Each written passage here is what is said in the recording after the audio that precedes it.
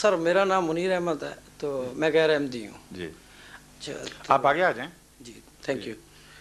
اچھا یہ تھا کہ دو سوال ہیں میرے. جی فرمائیے. تو ایک مباہلہ کے متعلق ہے. جی ایک قرآن شریف کی ایک آیت ہے کہ یہود اور انصار تمہارے دوست نہیں ہو سکتے بلکہ یہ آپس میں دوست ہیں، اور تم میں سے جو ان کے ساتھ دوستی کرے گا وہ ہم میں سے نہیں ہے. ٹھیک.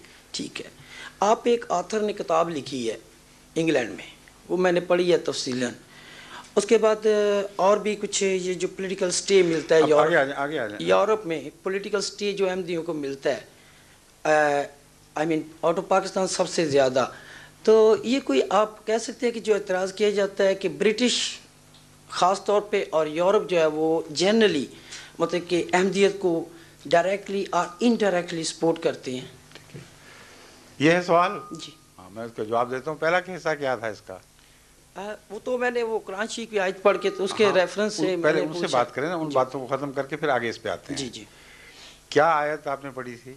کہ یہ یہود اور انصار آپس میں دوست ہیں. ہاں جی یہ آپس میں دوست ہیں. صرف ایک ہی آیت ہے قرآن کریم کی یا اور بھی ہیں؟ نہیں آیتیں تو ہیں. ہاں تو پھر اس مضمون پر جب تک دوسری آیتیں نہ ہوں اس وقت تک اس کا غلط پیغام مل جائے گا لوگوں کو. قرآن کریم نے یہ بھی فرمایا کہ یہود اور نصارہ میں جو تمہارے سب سے قریب ہیں وہ نصارہ ہیں، اور یہ بھی فرمایا کہ اللہ تعالیٰ ان سے جو تم لوگوں سے اچھے ہیں، جنہوں نے تم پر ظلم نہیں کیا، ان سے حسن سلوک سے تمہیں منع نہیں فرماتا. قرآن کریم نے یہ بھی فرمایا کہ ان سے منع کرتا ہے جو تم سے دشمنی ظاہر کر چکے ہیں، اور جو تم سے حسن سلوک کرتے ہیں ہرگز ان سے حسن سلوک سے منع نہیں فرماتا. تو یہ ساری آیتیں اکٹھی پڑھیں تو پھر پیغام ملے گا نا، یک طرفہ پیغام تو نہیں مل سکتا. دوسری بات یہ ہے کہ حضرت صلی اللہ علیہ وآلہ وسلم کا اپنا کردار کیا تھا. کیا آپ جب طائف سے لوٹے ہیں تو ایک عرب سردار جو مشرک تھا اس کی پناہ میں نہیں آئے؟ کیا ابو طالب کی پناہ میں نہیں رہے، جن کے مومن ہونے کا کوئی ثبوت کہیں نہیں ملتا؟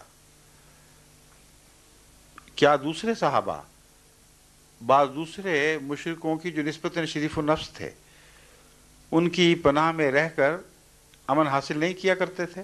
میری بات سن لیجیے. یہ واقعات تاریخی ہیں جن کو آپ بدل نہیں سکتے. اس لیے وہ جو معاملہ ہے وہ بالکل اور نوعیت کا ہے. وہ یہ ہے کہ جنگ کے دوران جب دشمن سے لڑائی ہوتی تھی تو بعض مسلمان اپنی دوستی کے بہانے یا دوستی کی وجہ سے غیروں سے اس طرح ملتے جلتے تھے کہ ان کو اسلام کے فوجی راز مل جایا کرتے تھے، اور اس کو اللہ تعالیٰ نے سخت ناپسندیدگی کی نظر سے دیکھا اور فرمایا کہ اگر تم ایسے تعلقات سے باز نہیں آؤ گے جس میں اسلام کو نقصان پہنچتا ہے تو پھر تمہارا خدا سے کوئی تعلق نہیں رہے گا. لیکن دوسروں سے حسن سلوک کا جہاں تک معاملہ ہے، حضرت صلی اللہ علیہ وآلہ وسلم کی ساری زندگی حسن سلوک میں صرف ہوئی ہے. عبداللہ بن ابی بن سلول سے بھی آپ نے حسن سلوک فرمایا. اس لیے ایک آیت پڑھ کر اس کا ایک نتیجہ نکال لینا جائز نہیں ہے. قرآن کا مزاج دیکھنا چاہیے، اور ملتی جلتی ساری آیتیں اب دیکھیں، ان پر غور کریں تو آپ کو سمجھ آئے گی کہ غیروں سے اچھے معاملات، حسن سلوک کا طریق نہ قرآن نے منع فرمایا نہ رسول اللہ علیہ وسلم کی اسوہ سے ثابت ہے. دشمن سے ایسی دوستی کہ اپنوں کے خلاف بات کرنا اور اپنے مفادات بیچ دینا، یہ بڑا بھیانک جرم ہے جس کی قرآن کریم نے سختی سے منائی کی ہے. اب جہاں تک یہاں یورپ میں احمدیوں کے پناہ لینے کا تعلق ہے، احمدی زیادہ پناہ لے رہے ہیں یا دوسرے غیر احمدی پاکستانی؟ کبھی آپ نے جائزہ لیا؟ نہیں، اسٹیٹسٹیکلی تو احمدی زیادہ لے رہے ہیں. نہیں، اسٹیٹسٹیکلی بالکل غلط آپ بات کہہ رہے ہیں. پرپوجنیٹلی میری گزارش سن لیجیے. میں بیلجیم گیا، وہاں کے جو چیف کمشنر تھے اس معاملے میں وہ مجھ سے ملنے آئے. اس وقت جو احمدی تھے میرے علم کے مطابق وہ 100 سے کم تھے یقیناً، جو واقعتاً تھے، اور اس نے مجھے کہا کہ ہم اس لیے احمدیوں کو پناہ دینے میں متردد ہیں کہ سینکڑوں ہیں جو یہاں پہنچ چکے ہیں، اور اگر ہم نے ان کے ساتھ حسن سلوک کیا تو سارا پاکستان امڑ آئے گا۔ ان کو میں نے چیلنج کیا، میں نے کہا آپ جائزہ لے کے دیکھیں، اکثر ان میں غیر احمدی ہیں۔ انگلستان میں قوائف سے اعداد و شمار سے ثابت ہے، اور اب حکومت اس کو تسلیم کرتی ہے کہ اکثر پناہ لینے والے انگلستان میں غیر احمدی ہیں، جنہوں نے احمدیت کے نام پر پناہ لی۔ سر آپ تو تصدیق ہوتی ہے، جی آپ کی تو تصدیق ہوتی ہے کیا تصدیق؟ کہ پیچھے سے کہتے ہیں کہ اگر کسی نے احمدی کا کیس کرایا تو وہ احمدی کا کیس کرایا ہے، باوجود اس کے کہ وہ احمدی نہیں ہے، اور جب ہم ان کو کہتے ہیں کہ احمدی نہیں ہے پھر بھی اس کو پناہ دے دیتے ہیں۔ سمجھے؟ جی۔ وجہ کیا ہے کہ ان کے بعد اپنے اصول ہیں، ان اصولوں کے تابع وہ صرف مذہبی طور پر نہیں، ہر سیاسی پناہ لینے والے کو بھی پناہ دیتے ہیں۔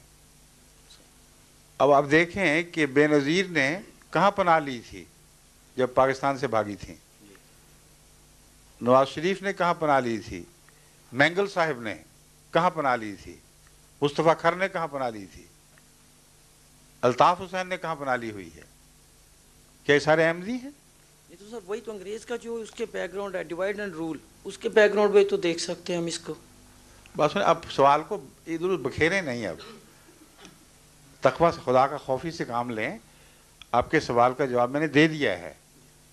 انگریز ڈیوائڈ اور رول کرتا ہے، ہمیں کیوں نہیں ڈیوائڈ کر کے رول کر سکتا احمدیوں کو؟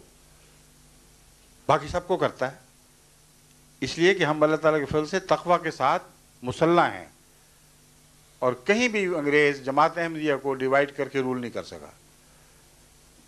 غیر احمدی مولویوں کو ڈیوائڈ کر دیتا ہے، ان کو رول بھی کرتا ہے، غیر احمدی عوام الناس کو ڈیوائڈ کرتا ہے، پاکستان کی حکومت کو ڈیوائڈ کرتا ہے، وہاں کی سیاست کو ڈیوائڈ کرتا ہے۔ تو جن کو کرتا ہے ان پر اعتراض کریں، نہ کہ ہم پر۔ ہمیں تو نہیں کر سکا۔ میں تو انگلستان میں بیٹھ کر وہیں انہی کے ٹیلی ویژن پر عیسائیت کے غلط ہونے، اس کا بے بنیاد ہونے، لغو ہونے کے متعلق آئے دن تقریریں کرتا ہوں، کھلے تبصرے کرتا ہوں، اس لیے کہ مجھے پتہ ہے کہ اس قوم میں جہاں فساد ہیں وہاں خوبیاں بھی ہیں۔ ان میں بنیادی طور پر ڈیموکریٹک ویلیوز کی قدر ہے، جو بدقسمتی سے ہمارے ملک میں نہیں رہی۔ اس لیے اگر ان کے ملک میں قانون شکنی نہ کریں اور اصولی اور اخلاقی لحاظ سے آپ ان کی اوپر جیسے چاہے تنقید کریں، یہ ہاتھ نہیں ڈال سکتے۔ تو جو کسی میں خوبی ہو اس کو بھی تسلیم کرنا چاہیے۔ ہم اس سے فائدہ اٹھا رہے ہیں، لیکن ہمارے اسلام پر ان کی طرف سے کیا ضرب پڑی؟ اب آپ غور کیجئے، یہ سارے قصے آپ نے فرضی سن رکھے ہیں، بچپن سے آپ کے دل پہ اثر پڑ گیا ہے، لیکن کبھی آپ نے ہوش کی آنکھ کھول کر دیکھا ہے کہ اس الزام میں کوئی سچائی ہے بھی کہ نہیں، ہو بھی سکتی ہے کہ نہیں؟ میں آپ کو بتاتا ہوں، یہ جتنے مولوی ہمارے خلاف ہیں جو کہتے ہیں انگریز کا پٹھو ہیں، یہ حضرت عیسیٰ علیہ السلام کو زندہ مانتے ہیں کہ نہیں مانتے ہیں؟ یہ مانتے ہیں کہ جب ان کو ضرورت پڑی تو اللہ نے ان کو آسمان پر اٹھا لیا؟ یہ مانتے ہیں کہ آسمان سے دوبارہ اتریں گے؟ قرآن کریم فرماتا ہے کہ جب یہ تجھ سے سوال کرتے ہیں کہ تو آسمان پر جا کے دکھا اور پھر اتر کے دکھا، تو ان کو کیا جواب دے؟ قل سبحان ربی حل کنت الا بشر رسولا۔ تو ان کو یہ جواب دے کہ میرا رب اس قسم کی لغو باتوں سے پاک ہے، میں تو صرف ایک بشر ہوں اور ایک رسول ہوں۔ یعنی بشر نہ آسمان پہ جا سکتا ہے، رسول نہ آسمان پر جا سکتا ہے، جس طرح یہ کہتے ہیں بدن سمیت، نہ آسمان سے اتر سکتا ہے۔ اگر حضرت عیسیٰ علیہ السلام آسمان پہ چڑھے ہوتے تو کیا یہ جواب درست تھا؟ جب رسول اللہ صلی اللہ علیہ وسلم سے سوال ہوا کہ آپ جب تک چڑھ کر نہ دکھائیں اور اتر کے نہ دکھائیں ہم نہیں مانیں گے، تو خدا نے کیا جواب دیا؟ تو ان سے کہہ دے میرا رب ایسی باتوں سے پاک ہے، میں تو ایک بشر ہوں صرف، اور رسول ہوں۔ یعنی بشر اور رسول نہ زندہ آسمان پر چڑھ سکتے ہیں نہ زندہ اتر سکتے ہیں، انکار ہے اس بات کا۔ اور اسی وجہ سے عیسائی مسلمانوں کے اوپر مسلسل حملے کرتے رہے اور ہندوستان میں کثرت کے ساتھ ان کو عیسائی بنایا کہ یہ آیت وہاں کے پادری پڑھا کرتے تھے. جب تک احمدیت نے آ کے مقابلہ نہیں کیا دندناتے پھرتے تھے عیسائی یہی آیت لے لے کے. کہتے تھے دیکھو محمد رسول اللہ تمہارے رسول بشر تھے اور رسول تھے ان کا ٹھیک ہے. قرآن کریم کہتا ہے بشر اور رسول آسمان پر نہیں چڑھ سکتے. بتاؤ عیسیٰ چڑھے ہیں کہ نہیں؟ وہ کہتے چڑھ گئے. اتریں گے کہ نہیں؟ اتریں گے. تو پھر وہ نہ بشر رہے نہ رسول رہے, وہ خدا کے بیٹے ہیں. یہ دلیلیں جو ان کے ہاتھوں میں تھمانے والے لوگ ہیں یہ غیر احمدی مولوی ہیں. انہوں نے عیسیٰ کو زندہ کر دیا ہے اور اس کے ساتھ عیسائیت زندہ ہو گئی. حضرت مسیح موعود علیہ السلام جن کو آپ انگریز کا پودا کہتے ہیں, آپ نے یہ اعلان کیا کہ عیسیٰ کو مرنے دو کیونکہ اسی میں اسلام کی زندگی ہے. اب دیکھیں انگریز کا یہ پودا ہوا کرتا ہے جو ان کی دین کی جڑیں کاٹ دے, جو ان کے خدا کی موت کا کھلم کھلا ان کی حکومت کے دوران اعلان کرے, اور مخالف مولویوں کو اس پہ اور بھی غصہ آئے. سب سے بڑے کفر کے فتوے مسیح موعود علیہ السلام پر اس الزام میں لگے کہ آپ نے عیسیٰ کی زندگی کا انکار کر دیا, اور جو زندہ بنائے بیٹھے تھے آج تک انتظار کر رہے ہیں. تو انگریز کا پودا وہ ہے جو انگریزی خیالات ان کے عقائد کی تقویت دیتا ہے, اور ان کی حکومت کو تقویت دینے کے لیے سب سے زیادہ عیسائیت ان کے کام آئی تھی. یہ جو ساری دنیا میں اب غلام ملکوں میں عیسائیت پھیلاتے پھرتے ہیں, کیا آپ کا خیال ہے کہ ان کو واقعتاً ان کے سیاستدانوں کو عیسائیت سے محبت ہے؟ کچھ بھی نہیں. اکثر تو خود اپنی زندگی بے دینی کی حالت میں بسر کر رہے ہیں. ان کو یہ پتہ ہے کہ سیاسی استحکام غلام ملکوں میں پیدا کرنا ہو تو ان کا مذہب بدل دو. لیکن سر یہ تو افریقہ وغیرہ میں جاتے ہیں یا مذہب ہے ہاں, افریقہ میں بھی یہی کرتے ہیں. افریقہ میں بھی کثرت کے ساتھ عیسائی بنائے ہیں. جہاں عیسائی بن گئے وہاں ان کی حکومتیں مستحکم ہو گئیں, جہاں نہیں بنا سکے وہاں مستحکم نہیں ہوئیں. اب افریقہ کی بات چھیڑی ہے تو وہاں ان کا مقابلہ کس جماعت نے کیا؟ سوائے جماعت احمدیہ کے کسی جماعت نے ان کا مقابلہ نہیں کیا. ان کے اپنے چرچ کی کونسلز نے یہ اقرار کیا, چھپے ہوئے ان کے سارے اقرار نامے موجود ہیں کتابوں کی شکل میں اور رسالوں کی صورت میں. وہ کہتے ہیں کہ ہمارا یہ پروگرام تھا کہ 50 سال کے اندر اندر افریقہ کے ایک کنارے سے دوسرے کنارے تک مشنریوں کی ایک ایسی زنجیر کھینچ دیں کہ سارے افریقہ کو عیسائیت کے دامن میں لے آئیں. لیکن ایک جماعت احمدیہ مسلم جماعت یہ اٹھی اور چند مبلغ لے کر انہوں نے وہ کام کیا کہ ہر جگہ عیسائیت کو شکست ہونی شروع ہوئی. اس زمانے کا ان کا اقرار یہ تھا کہ اب تو یہ حال ہے کہ ایک عیسائی ہوتا ہے تو 10 مسلمان ہوتے ہیں جو احمدیہ جماعت کر رہی. لیکن یہ تو پرانی باتیں ہیں. اب تو افریقہ میں ایک ایک سال میں ایک ایک ملک میں کئی لاکھ احمدی ہو رہے ہیں, اور وہ سارے خدا کے فضل سے عیسائیت کے جنگل سے نکل کر احمدیت کی گود میں آ رہے ہیں, یعنی اسلام میں. تو یہ انگریز نے حرکت کی تھی, اپنے دین کو برباد کروایا, اپنی سیاست کو برباد کروایا. اتنی محنت سے جو ملک کمائے, خود ان ملکوں کو اپنے دین سے بھی اور اپنے سیاست سے بھی منحرف کرنے کے لیے ایجنٹ بنا دیے. عقل کی بات کرنی چاہیے, یہ ہو ہی نہیں سکتا. حضرت مسیح موعود علیہ السلام نے جو کچھ کیا, اگر معمولی عقل کے ساتھ اس کا تجزیہ کریں تو آپ حیران رہ جائیں گے کہ اسلام کے حق میں کتنا عظیم ایک پہلوان تھا جس سے قوم نے بدسلوکی کی ہے. حضرت مسیح موعود علیہ السلام کے دور میں یہ حالت تھی کہ ملا لوگ انگریزی کے بھی دشمن ہو کر, تعلیم کے دشمن ہو کر یہ فتوے دے رہے تھے کہ انگریزی اسکولوں کا بائیکاٹ کرو, انگریزی تعلیم کا بائیکاٹ کرو, اور صرف مدرسوں تک رہو. اور تیزی کے ساتھ ہندو تعلیم پر قبضہ کر رہے تھے. مودودی صاحب جو بعد میں آئے ہیں, ان کے وقت تک یہ حال تھا مولوی کی جہالت کا کہ انہوں نے وکیل ہونے کے خلاف فتویٰ دیا اور کہا کہ وکالت ایک سراسر زہر ہے اور اسلام اور وکالت اکٹھے نہیں رہ سکتے. یہاں تک فرمایا کہ شرک ہی شرک ہے. اور یہی وہ طریق تھا جس طریق پر ان علماء نے مسلمانوں کو برباد کر دیا، ان کو تعلیم سے محروم رکھا، ان کو ترقی سے محروم رکھا، اور ہندوؤں نے ان ساری جگہوں پہ قبضے کر لیے. یہ ان کی ہمدردی ہے. حضرت مسیح موعود علیہ الصلوۃ والسلام نے یہ تعلیم دی کہ دیکھو، تعلیم حاصل کرنا قرآن کریم اور رسول اللہ صلی اللہ علیہ وسلم کے ارشاد کے مطابق ہر مسلمان پر فرض ہے.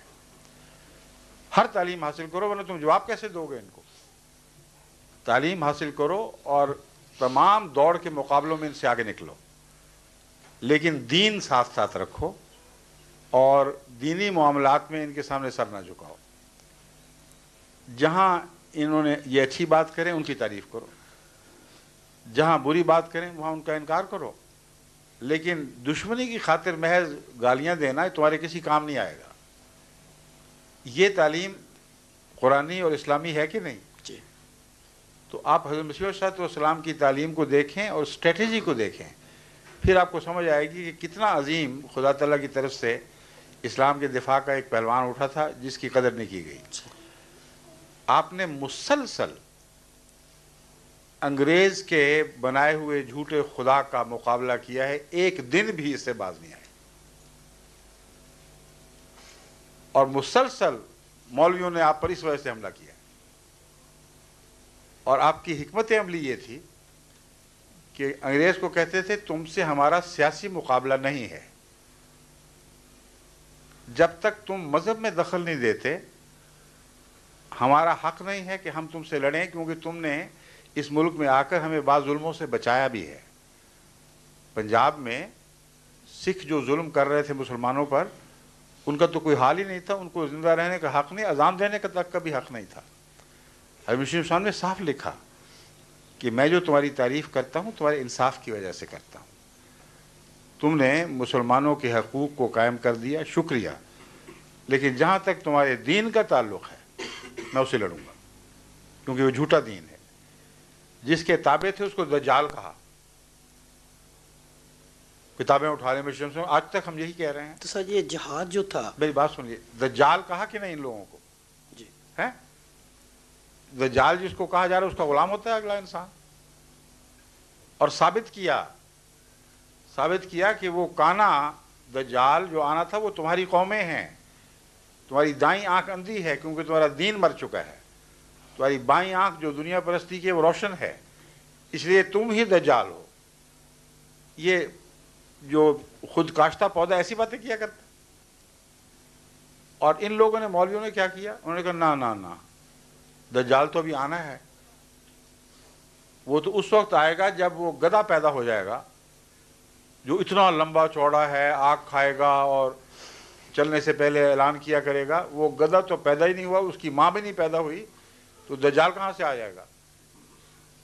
تو اب بتائیں، یہ مولویوں کی باتیں عقل کی ہیں جو مسیح موعود علیہ السلام کی باتیں عقل کی ہیں. لیکن سر ایک بات ہے، یہ حضور جو بات کرتے ہیں ایلیگوریکل سمبولک، مطلب جو کرائسٹ کے معجزے ہیں، آگے کرائسٹ کے جو معجزے ہیں، کہا جاتا ہے کہ وہ بھی سمبولک تھے، یعنی کہ ٹرو سینس میں وہ نہیں ہوا.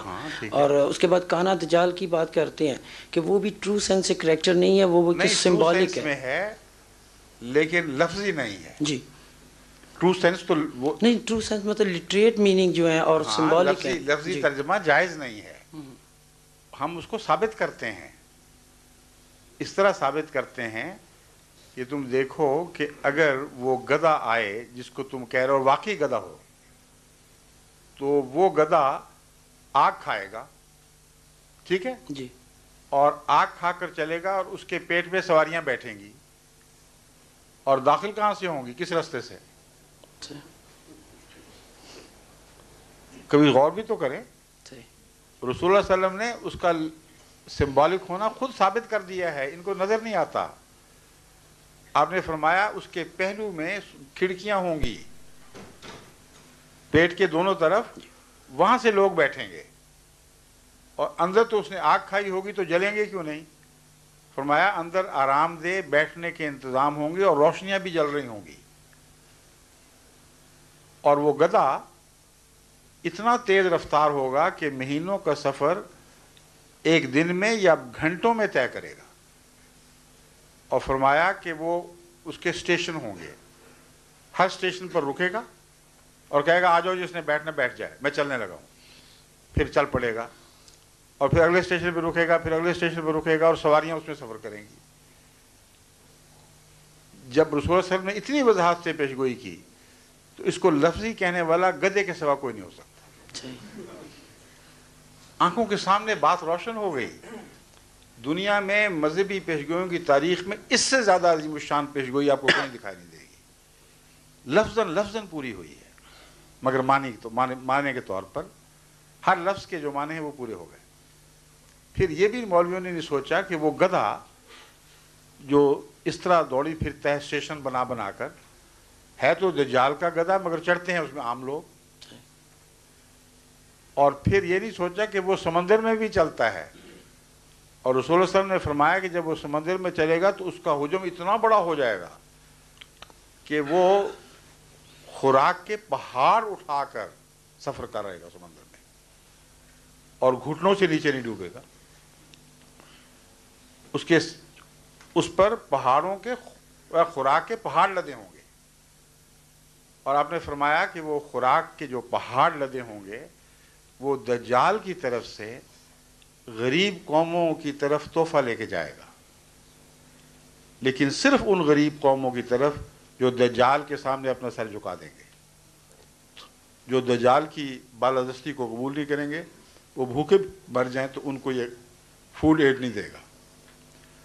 کبھی آپ نے سنا ہے کہ امریکہ سے واقعتاً ماؤنٹین لوڈز پہاڑ لدے ہوئے خوراک کے چلتے رہے ہیں جہازوں پر، اور ان غریب ملکوں کی طرف جاتے رہے ہیں جہاں بھوک تھی مگر وہ امریکہ کی بالادستی کو قبول کرتے تھے، ساتھ کے ہمسائے بھوکے مرتے رہے، ان کی انہوں نے کبھی پرواہ نہیں کی۔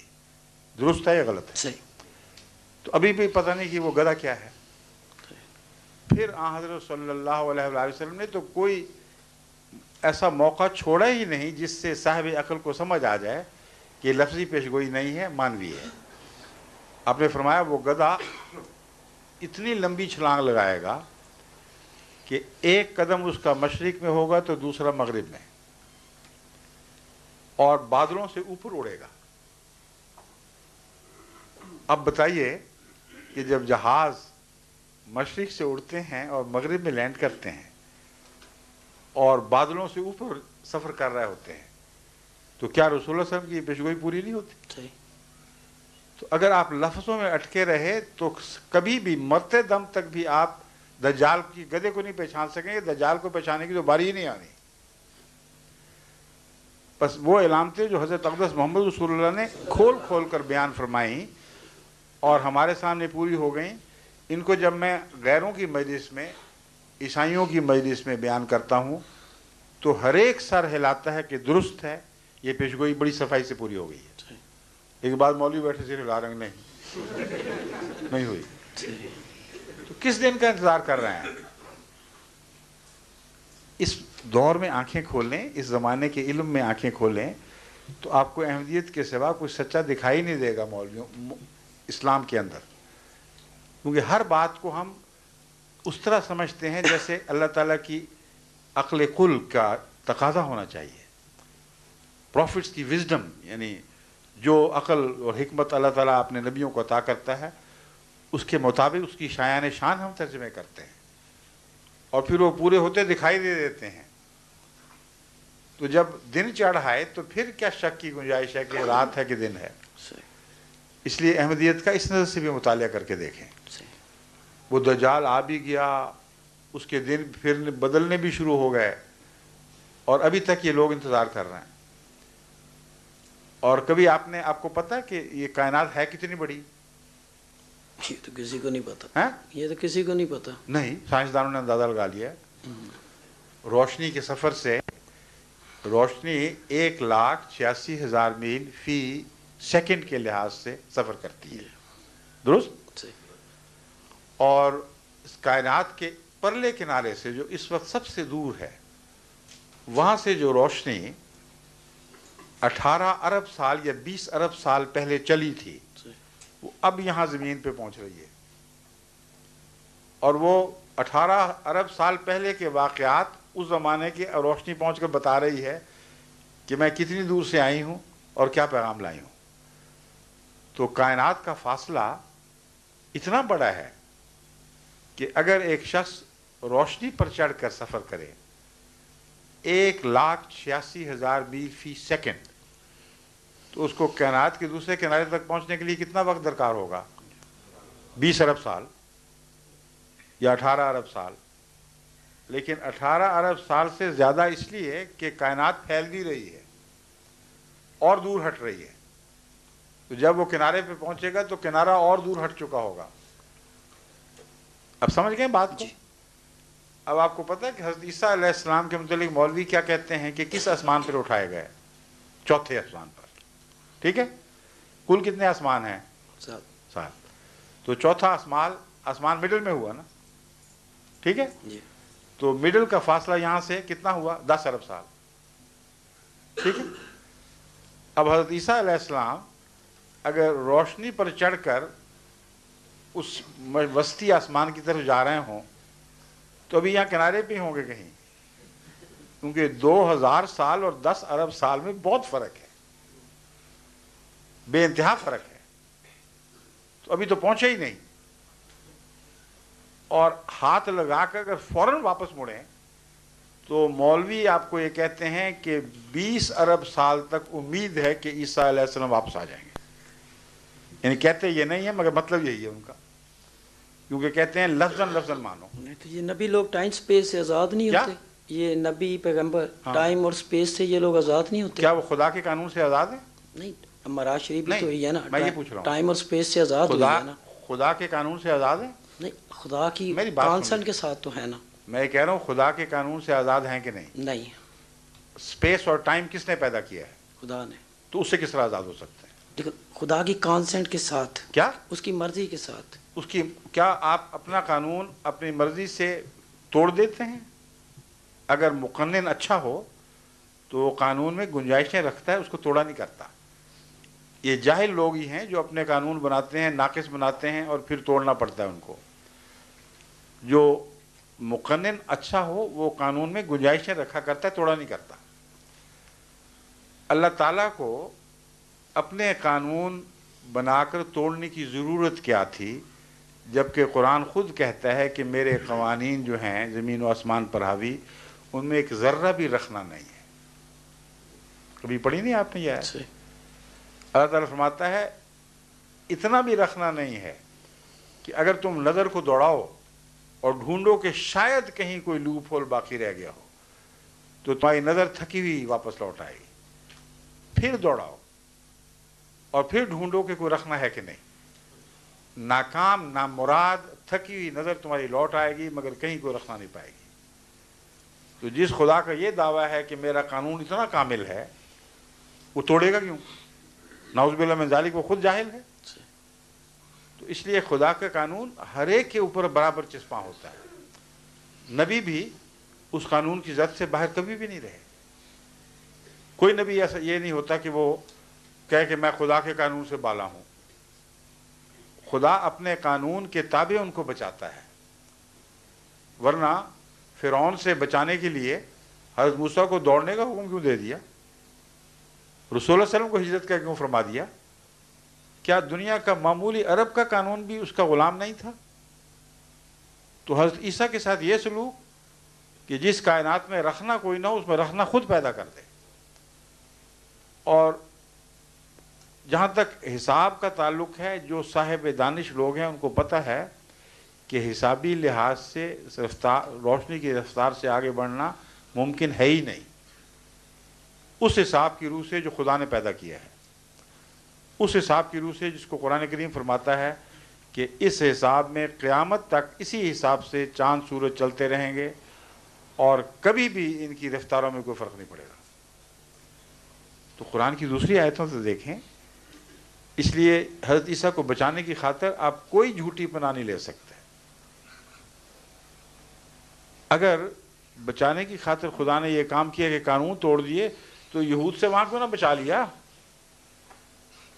1000 گز اونچا اٹھا لیتا، یہود نے پہنچ جانا تھا 1000 گز تک، چوتھے آسمان پہ ضرور پہنچا کے رکھنا تھا۔ سارے قانون تہس نہس، سب نبیوں سے الگ سلوک۔ عقل کی باتیں کریں، خدا کا خوف کریں۔ قرآن کریم نے جو نقشہ کھینچا ہے اللہ تعالیٰ کی قدرت کاملہ اور حکمت کا، صرف عیسیٰ کو بچانے کی خاطر آپ اس کو توڑیں گے؟ اور یہ بھی نہیں سوچتے کہ وہ آ کے کرے گا کیا۔ وہی عیسیٰ آئے گا نا جو پرانا تھا۔ اگر مولوی ماں کی بات آپ مانتے ہیں تو وہ کیا تھا؟ کس کی طرف رسول تھا؟ بنی اسرائیل کی طرف جی یا اسلام کی طرف؟ بنی اسرائیل۔ قرآن نازل ہوا تھا اس پر؟ نہیں۔ اچھا اب بتائیں، وہ اسپیس میں بیٹھا ہوا نا ابھی تک، رسول اللہ علیہ وسلم کو آئے ہوئے کتنا عرصہ ہو گیا ہے؟ 1400 سال۔ حضرت عیسیٰ اوپر غیر مسلم نبی کے طور پر بیٹھے ہوئے ہیں یا مسلم نبی کے طور پر؟ یہ تو کرسچنز کا اپنا کانسیپٹ ہے، مسلمز کا اپنا ہے۔ وہ مسلمان تو نہیں نا پھر؟ نہیں۔ تو غیر مسلم نبی یہاں آ کے کرے گا کیا؟ جبکہ قرآن کہے گا رسول الی بنی اسرائیل، اور وہ جو رسول کے ظاہر ہونے کے باوجود اپنا دین نہ بدلے، اس کی غلامی کریں گے آپ؟ عقل سے بات کریں۔ قرآن تو کہتا ہے ہم نے اس کو تورات کے تابع کیا، انجیل کے تابع کیا، قرآن کا ذکر بھی نہیں فرماتا کہ قرآن کے تابع کیا۔ تو آپ کو انجیل ہی پڑھائے گا نا آ کے، یا تورات کی تعلیم دے گا؟ تو وہ خود مسلمان ہو گئے، آپ کو عیسائی بنا دے گا آ کے۔ تھوڑا سا غور کریں، عقل دوڑائیں کہ یہ ہو کیسے سکتا ہے؟ حضرت عیسیٰ علیہ السلام آسمان پر بیٹھے ہوئے، رسول اللہ علیہ وسلم ظاہر ہو گئے اور ان کو خبر ہی نہیں۔ اور اگر آپ کہیں کہ خبر ہو گئی تو خدا نے براہ راست خبر دی نا۔ پھر خبر ہونے کے بعد مسلمان ہوئے کہ نہیں؟ ہونا پڑے گا۔ مسلمان ہوئے تو اسلام پر عمل کیسے کریں گے؟